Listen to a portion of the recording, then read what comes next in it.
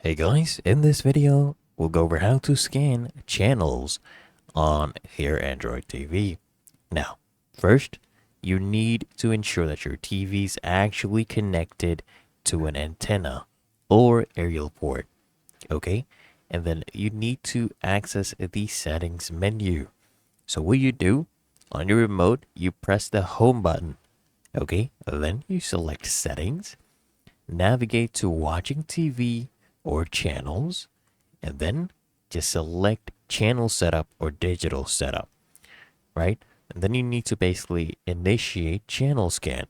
So select digital tuning, choose channel scan or auto tune, and the TV will begin searching for available channels. And then you just need to wait for the scan to complete, okay?